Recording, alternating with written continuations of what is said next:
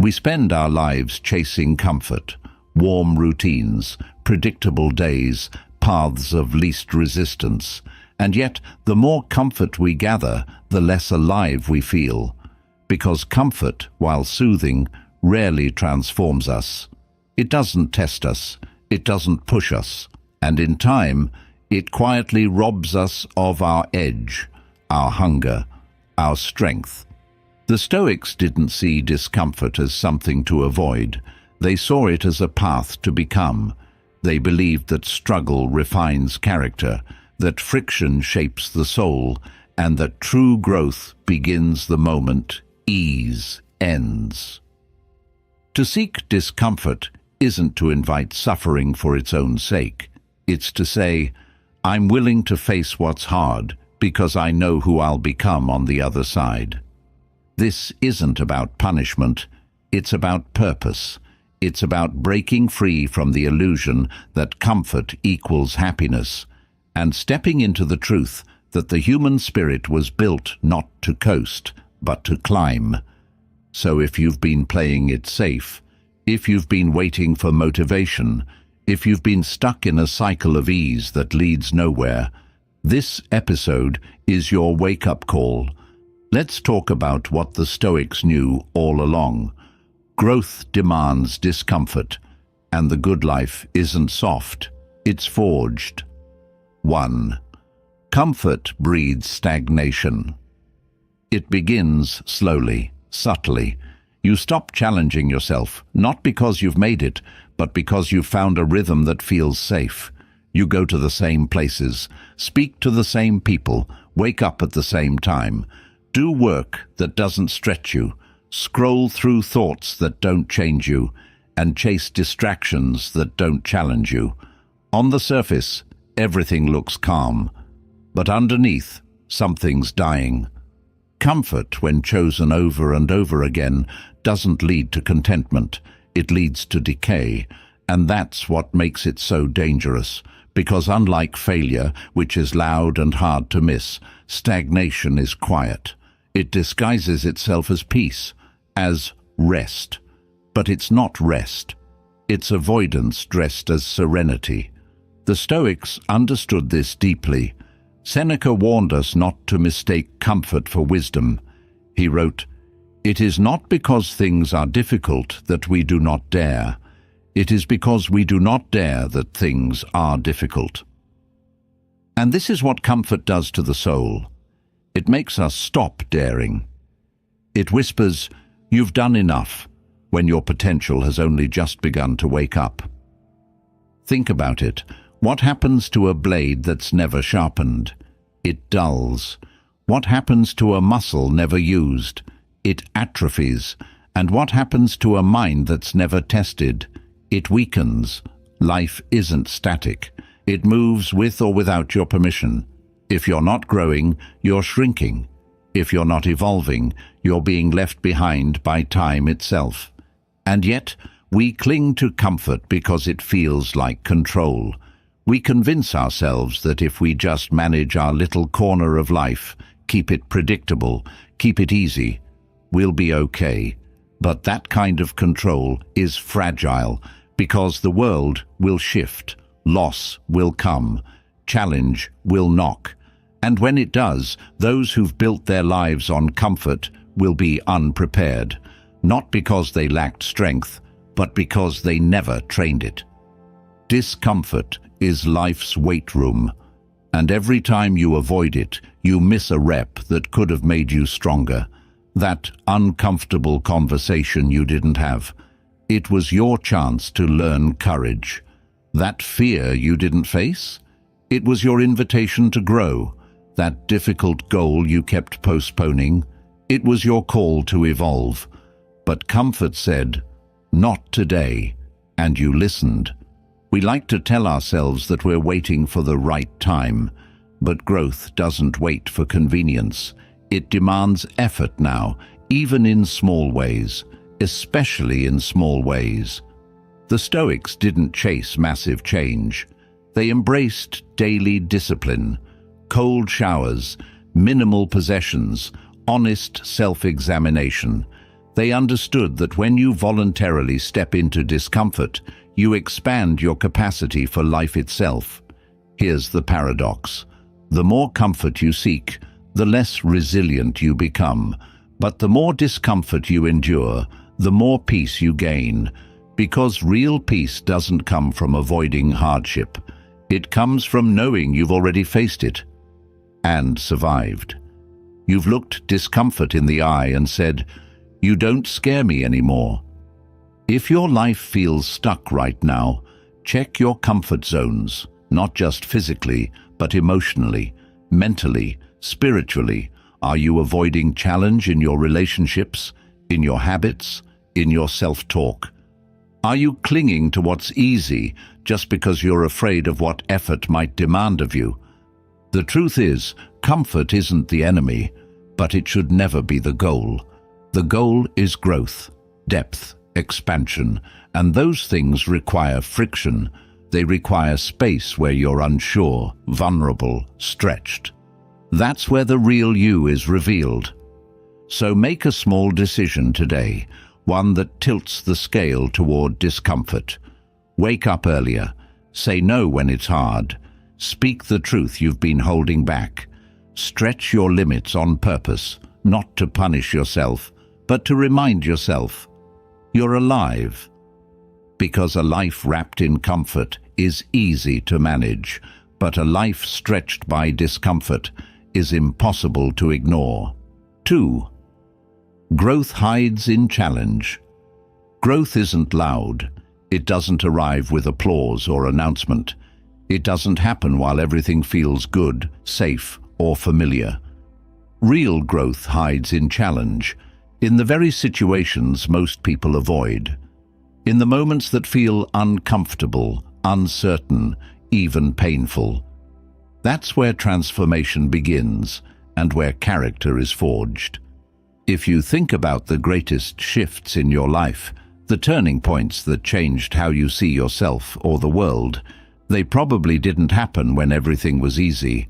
They came through struggle, through doubt, through moments when you didn't feel ready, but acted anyway. The Stoics never glorified pain for its own sake, but they understood that without challenge, the soul doesn't expand. Marcus Aurelius reminded himself, "The impediment to action advances action. What stands in the way becomes the way." In other words, the thing you're avoiding, that's the thing you most need. The obstacle isn't blocking your path. It is your path. This shift in mindset is essential because most of us are trained to run from challenge, to see it as a threat, a problem, something to endure quickly so we can return to comfort. But the Stoic reverses that. He sees challenge as invitation, a moment to stretch beyond who he was yesterday, a space where wisdom, strength, and self-respect are earned. Let's bring this down to earth.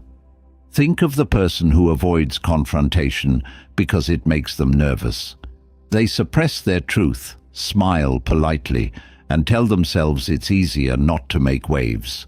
But deep down, their confidence shrinks, their voice fades, and the longer they avoid discomfort, the more their inner strength withers. Growth was hiding in that difficult conversation, and they missed it. Or take the person who avoids failure at all costs. They stay in jobs that bore them, relationships that drain them, habits that numb them. Why? Because at least it's familiar, predictable, safe. But meanwhile, life is passing, and every opportunity they skip, every challenge they don't take on, becomes another version of themselves they'll never meet. You don't grow by wishing for change. You grow by stepping into what scares you and learning that fear isn't final. You grow by failing and getting back up, not just because you have to, but because you want to. Because something in you is more committed to becoming than to staying comfortable. This is where challenge becomes sacred, not because it's fun, but because it reveals. When you're challenged, the layers peel back. Your true values surface, your character, not the one you talk about, but the one you live, is put on display. And that's when you start to see who you really are. Challenge also purifies. It strips away the unnecessary, the excuses, the false identities. When things are hard, you're forced to choose. Will I run or rise? And each time you choose to rise, even a little, you earn something no one can give you, self-respect. But here's the thing, you have to seek it, not wait for it. Growth doesn't knock on your door politely. You have to go looking for it. You have to wake up and say, where can I stretch today? Not to prove something to others, but to discover something in yourself. That's the Stoic mindset. Every difficulty is a lesson. Every resistance is an opportunity. Every pain is a mirror. And every challenge is a step toward the person you're meant to become. So next time life presents you with something uncomfortable, a conversation, a task, a truth you don't want to face, don't run. Pause, look at it, and ask, what's trying to grow in me through this? You may not see the result right away, but that's okay. Growth is often invisible at first. What matters is that you stepped in, that you chose to meet life where it asked you to be brave, because in the end, it's not comfort that shapes you. It's challenge, it's friction, it's the parts of life that ask more of you than you thought you could give, until you did. 3. Push your limits daily. Most people only push themselves when life forces them to, when something breaks, when they're cornered, when they have no choice. But the Stoic doesn't wait for crisis to grow. He trains for it.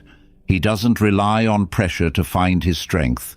He chooses pressure in small doses, every single day. Pushing your limits daily isn't about exhausting yourself. It's about refusing to settle, refusing to go numb.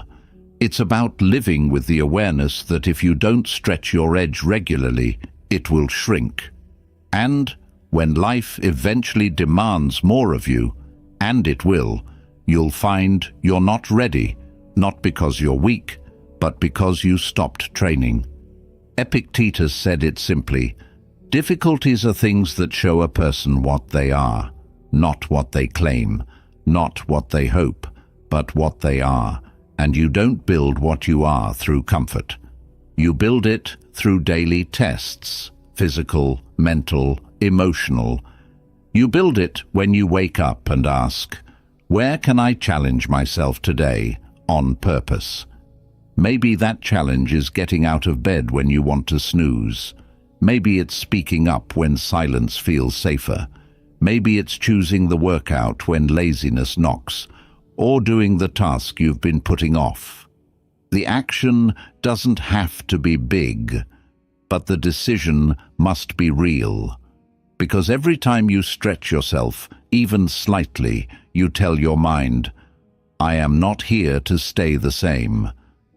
But here's what stops most people. The lie that you must feel ready, that you need motivation, that you should wait until life aligns perfectly before you act. But growth doesn't wait for feelings. It doesn't ask for your comfort. It simply asks, will you show up or not? That's why pushing your limits must become a habit, not a reaction, a discipline, not an emotional burst. You don't lift a heavy weight once and expect to be strong for life. You don't do one hard thing and become resilient forever. It's a daily practice, like sharpening a blade, not because it's dull, but because you want it to stay sharp. And it's not just about success, it's about integrity. There's something profoundly powerful in knowing you did something difficult when you didn't have to, that you kept a promise to yourself when no one was watching, that you didn't let comfort dictate your direction. That kind of self-respect can't be bought, borrowed, or faked.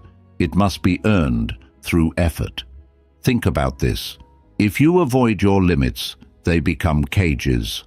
The very walls you refuse to press against now confine you. But if you press daily, if you explore where your discomfort lives and lean into it, those same walls become doors, and eventually, doors become paths. There's also a mental shift that happens. You begin to crave discomfort, not because it feels good, but because you know what it gives you. You begin to associate challenge with transformation and boredom with decay. Your standards rise, your vision sharpens, your confidence grows. Not because life gets easier, but because you get stronger. And the beauty is, it doesn't take grand gestures. You don't need to climb a mountain tomorrow. You just need to climb something today, even if it's small. Something that whispers, "This is a little more than you're used to." Something that reminds you, you're still alive, still capable, still growing. The Stoic understands this. Discipline is not about pushing to the point of burnout. It's about controlled discomfort, chosen difficulty, micro-challenges that keep you awake, aware, and aligned with who you want to become. So ask yourself today, where is your limit? And what's one thing you can do to step just beyond it? Because when you do, something powerful happens. The limit moves, and with it, so do you. 4. Choose the harder path often. There are two roads in front of you almost every day. One is smooth, predictable. It feels good to walk on, especially at first. The other is steep, uneven, demanding.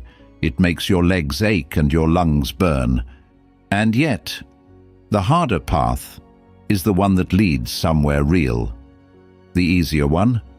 It loops in circles. Most people, understandably, choose ease. Why would you deliberately choose the path that hurts, the one that tests you, the one that seems longer? Because the Stoic knows something the rest of the world forgets. Ease feels good now, but strength feels better forever.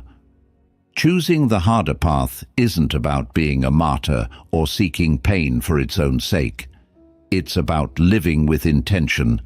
It's about asking, every time you face a decision, which path builds me? Which one will leave me better than it found me? And almost always, that's the harder one. This might be the path of silence in an argument when shouting would feel satisfying. It might be waking up earlier instead of sleeping in again. It might be taking accountability when blame would be easier. It might be walking away from a toxic relationship, not because it's easy, but because it's necessary. These are not dramatic gestures. They are quiet acts of courage. The Stoics believed that the soul is forged, not found, and forging happens under pressure, under heat, under strain. If you're not stepping into resistance, you're not building anything, you're maintaining. And maintenance without growth is stagnation in disguise. Marcus Aurelius knew this too. He reminded himself often, if it's humanly possible, consider it to be within your reach. He didn't ask whether something was hard. He asked whether it was right. The Stoic chooses difficulty not because it's painful, but because it is purposeful. And there's something interesting that happens when you choose the harder path often. It stops feeling hard. You normalize difficulty. You develop what the ancients called fortitudo, inner fortitude, the kind of mindset that doesn't look for easy, but for meaningful. You become the person who runs toward the fire when others flinch. You don't do this to prove anything. You do it because you've trained yourself to see pressure as preparation. This rewiring of your instinct, from avoid difficulty to lean into it, changes your life. It makes you dependable under stress, calm under chaos, reliable when others break, and it gives you a kind of confidence that doesn't come from talent, luck, or privilege, but from discipline. Let's be honest, Most people don't fail because life is unfair. They fail because they picked the easy road too many times. They quit when it got uncomfortable. They stopped when it got boring. They chose what was convenient over what was correct. And each time they did that, they weakened a part of themselves. But every time you choose the harder path, every time you carry the weight instead of dropping it, you strengthen something invisible. You make deposits into your character. And one day, when life really tests you, not just with a difficult task, but with loss, with grief, with heartbreak, you'll be ready. Not because you avoided pain, but because you trained for it. This is why the Stoic doesn't chase comfort. He doesn't ask, what feels good right now? He asks, what makes me better in the long run? Because the truth is simple. The easy road takes you somewhere fast. The hard road takes you somewhere meaningful. And the path you walk becomes the person you are. 5. Discomfort is training for strength. Strength isn't something you find.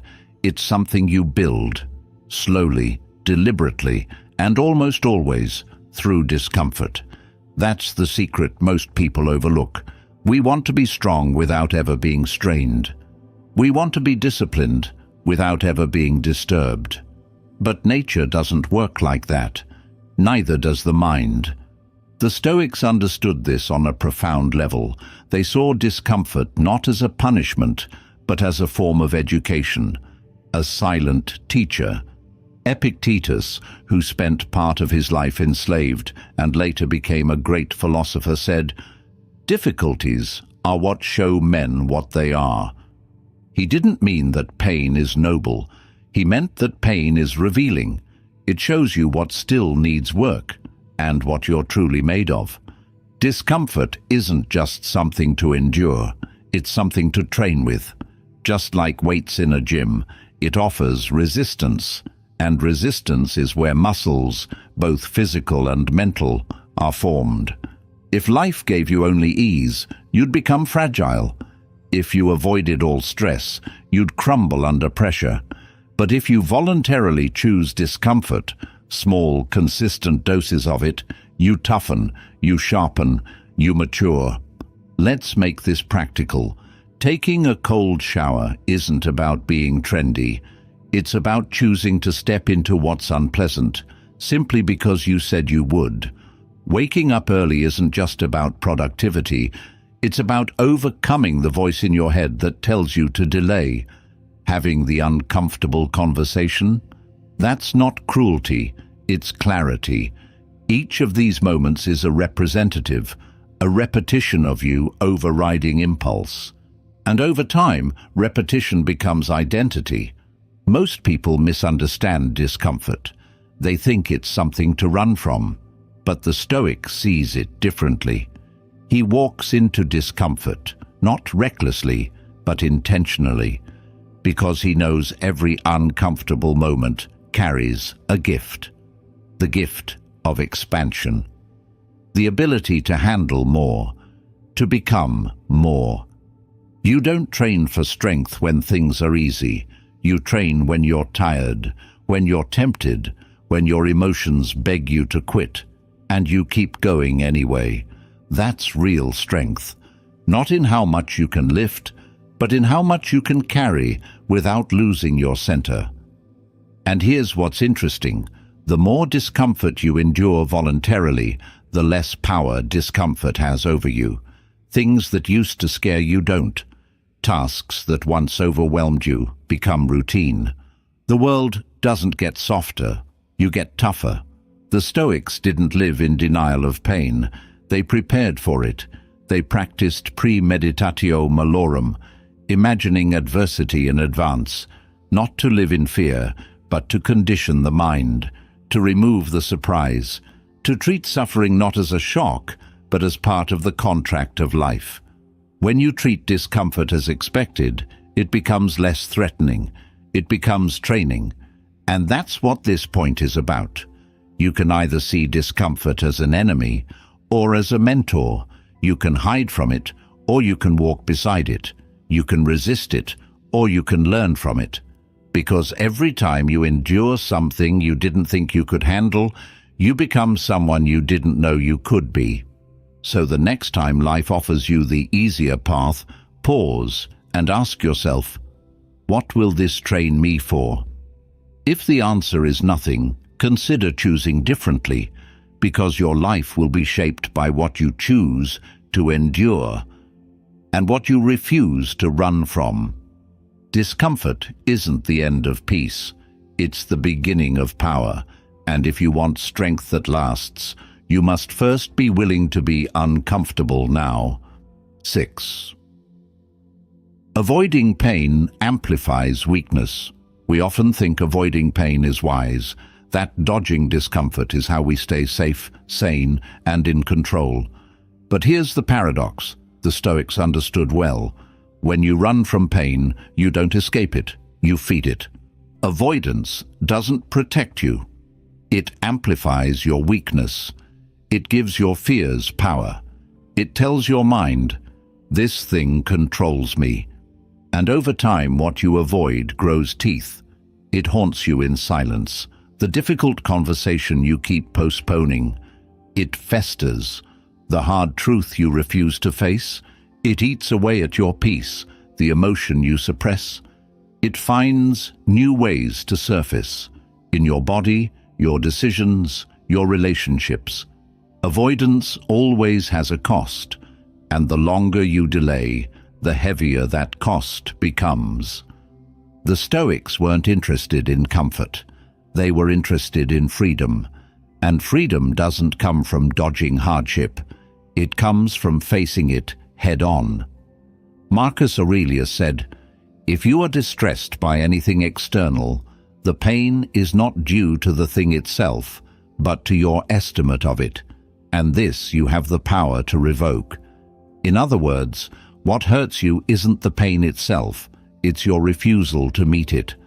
Avoiding pain makes you fragile. It shrinks your confidence. It conditions your nervous system to believe, I can't handle this. But every time you choose to face pain, to walk into it with eyes open, heart steady, you build something no one can take from you. You build resilience, not the loud, showy kind, but the quiet, unwavering kind. The kind that shows up when things fall apart and says, I've trained for this. Let's bring this closer. Think of someone who avoids failure. They don't try new things, don't take chances, don't risk being seen.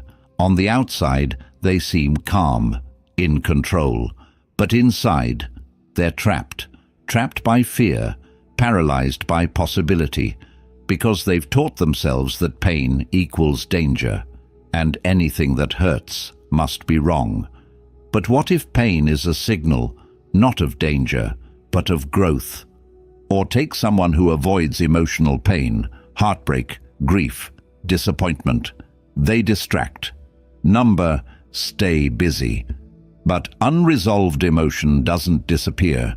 It waits, it collects interest, and one day it crashes in. Harder than it would have if you'd faced it early. That's the danger of avoidance. It doesn't save you from pain. It multiplies it. The Stoic approach is different.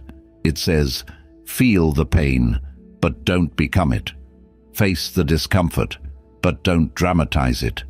Let life hurt you when it must, and use that pain as fuel, as data, as direction.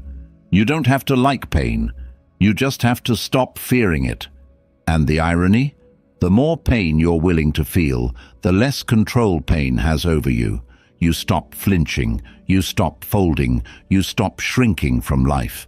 Instead, you meet it, fully, with courage, with clarity, with calm.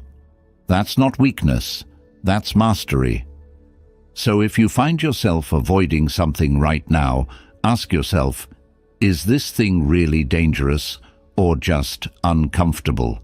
If it's the latter, lean in, not to suffer, but to grow, because every pain you face voluntarily becomes a piece of armor, and every pain you run from becomes a shadow that follows you. You have a choice: let pain train you or trap you. The Stoic chooses to be trained, and in doing so, he becomes unshakable. 7. Expansion requires friction. Nothing expands in stillness alone. Trees push against gravity. Muscles grow through resistance. Even your lungs need friction to breathe, a balance between contraction and release. Expansion, in every form of life, comes through tension. And yet we treat tension like an enemy. We flinch from friction. We confuse growth with comfort. But the Stoic sees it clearly. Without friction, there is no expansion, only illusion. Friction is feedback. It tells you where you're growing, where you're alive, where you're still engaged with the world rather than drifting through it. The discomfort of failure, that's friction revealing what needs work. The sting of criticism? Friction testing your ego. The inner resistance to waking up early, staying disciplined, doing what's hard. Friction showing you the edge of who you are and what's beyond it. Too many people want to grow, but stay smooth, unbothered, undisturbed. But you can't sculpt something by leaving it untouched. You shape stone with pressure. You polish with abrasion. Likewise, your character, your wisdom, your depth, are formed by moments that rub you the wrong way. The people who challenge you, the situations that stretch you, the emotions that make you pause and question. All of it is friction. All of it is fuel. Marcus Aurelius knew this when he wrote, "The impediment to action advances action. What stands in the way becomes the way." That's not a poetic phrase. It's a survival strategy. Life throws you resistance, not to break you, but to build you. If you resist the resistance, you lose its gift. So here's the shift. Stop seeking ease. Start seeking edges, the places where things don't come naturally, where you feel tension in your thoughts, your habits, your reactions. Because in those moments, you are not being punished. You are being invited to expand. Think of a difficult conversation. It might bring tension, but it also brings truth. Think of trying a new skill.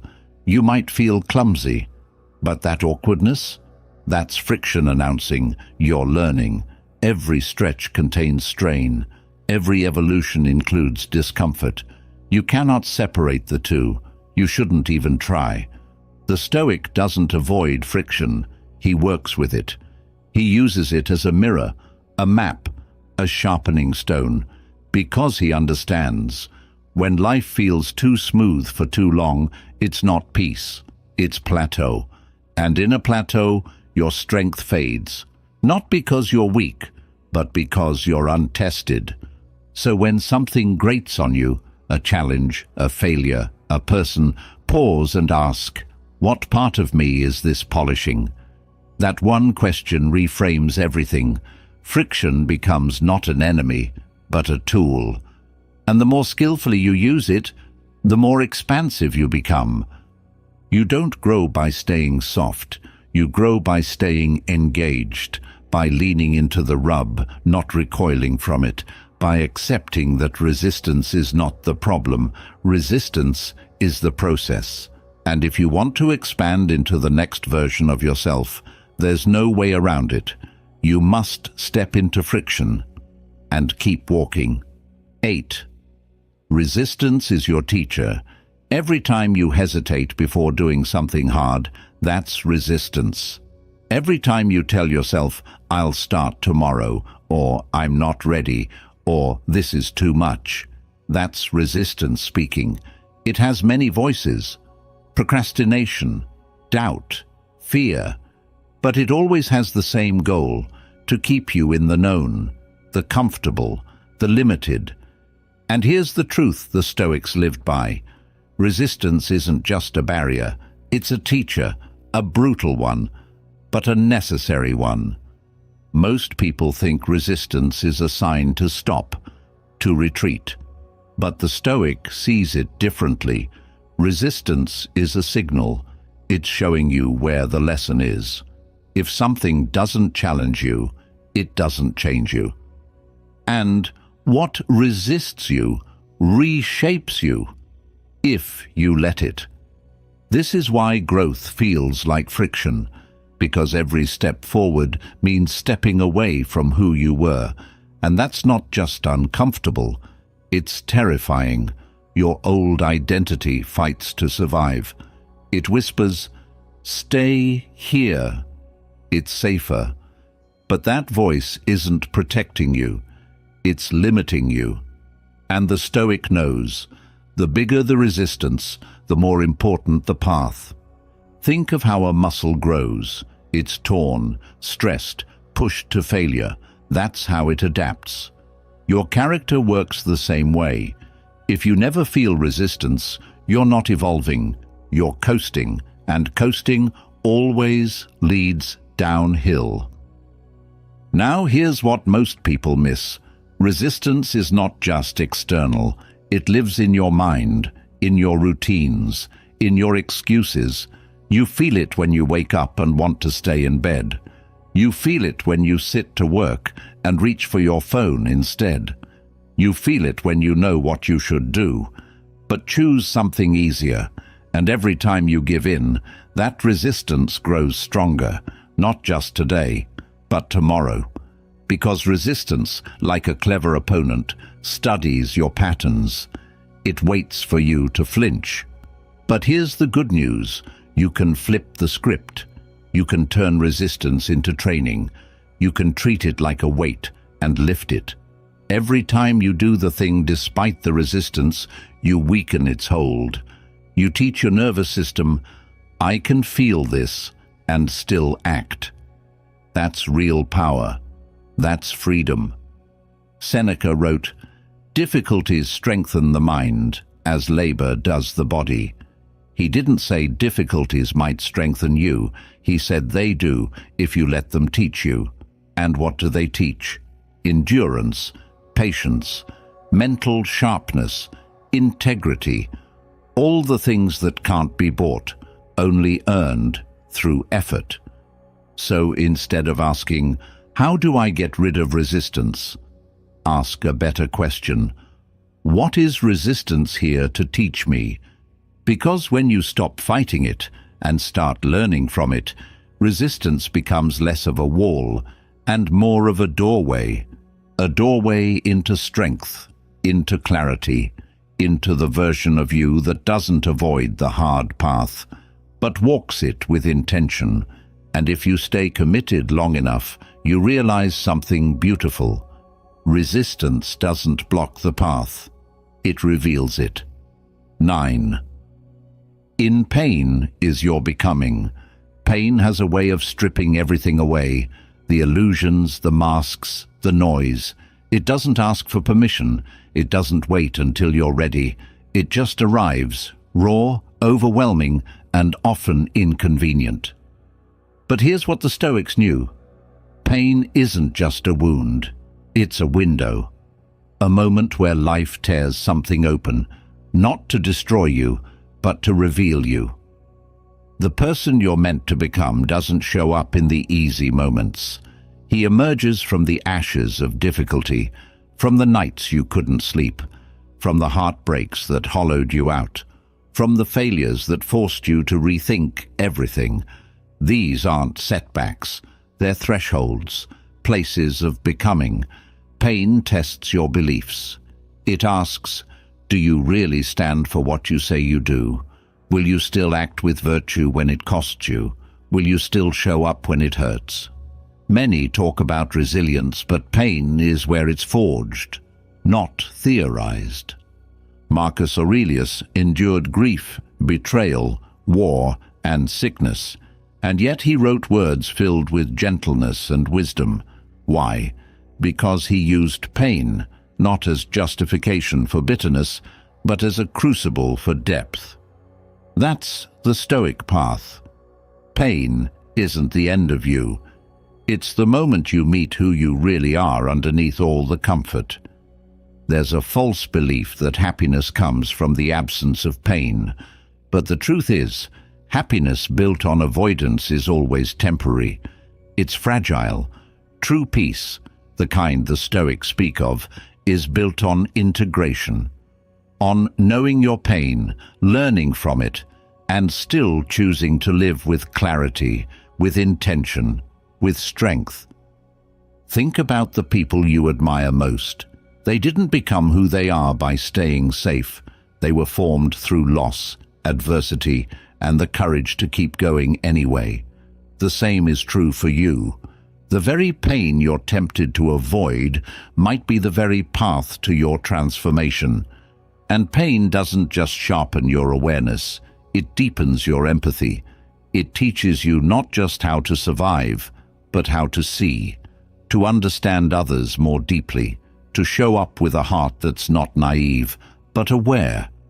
That kind of strength, quiet, wise, compassionate, can't be taught in books. It must be lived, felt, endured. So if you're in pain now, remember, this isn't just a storm to wait out, it's a fire to pass through. And if you do, you don't come out the same. You come out cleaner, clearer, more grounded in who you are and what you stand for. The Stoics didn't worship suffering, but they didn't run from it either. They walked through it with eyes open, and that's the invitation here, to stop seeing pain as punishment and start seeing it as preparation. Your becoming doesn't happen despite the pain. It happens through it. 10. Embrace the forge. There's a place few are willing to go, a space that doesn't look glamorous from the outside. It's hot, heavy, demanding. That place is the forge, where raw material becomes form, where softness becomes strength, where the unshaped self is held to fire again and again until it hardens into something intentional, something lasting. To embrace the forge means to stop waiting for life to be easy, to stop wishing the fire would go out. It means realizing that the very heat you curse is what's crafting you. The Stoics understood this with stunning clarity. The purpose of life isn't comfort, it's formation, and formation requires intensity. The forge is not gentle. It will burn away your ego, your excuses, your fantasies about who you thought you were. It doesn't care about your mood. It only responds to your willingness to stay in the fire long enough for transformation to take root. This is not suffering for the sake of it. It's not about self-punishment. It's about intentional endurance. Like the blacksmith with steel, you don't leave the fire too soon. You let it work on you, shaping, bending, hardening, until one day the heat doesn't scare you anymore. The pressure doesn't break you, because you've become something solid, unshakable. And here's the secret. Everyone goes through fire, but not everyone uses it. Some fight it, numb it, deny it. Others, they enter it willingly. They know that avoiding the forge only delays the inevitable, but entering it, that's agency, that's courage, that's philosophy in motion. Seneca wrote, "Fire tests gold, adversity tests the brave." That's the forge. It doesn't test what you say, it tests what you are, and it makes sure that what survives is real. Think of every challenge you've faced, every loss, every failure, every moment that stripped you to your core. They weren't detours, they were flames, and if you let them, they refined you, your clarity, your values, your direction. The modern world tells you to chase comfort. The Stoic reminds you, chase clarity. And clarity comes not in moments of ease, but in moments of fire, when everything is tested and you choose to remain. So ask yourself now, are you hiding from the forge? Or are you stepping into it, eyes open, heart ready.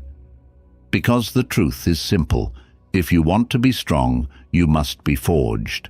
And if you want peace that's unbreakable, it must be earned. One flame, one trial, one test at a time. Don't fear the fire. Become something that can't be burned. So now you know, the path of Stoicism isn't paved with ease. It's walked in discomfort, in fire, in resistance.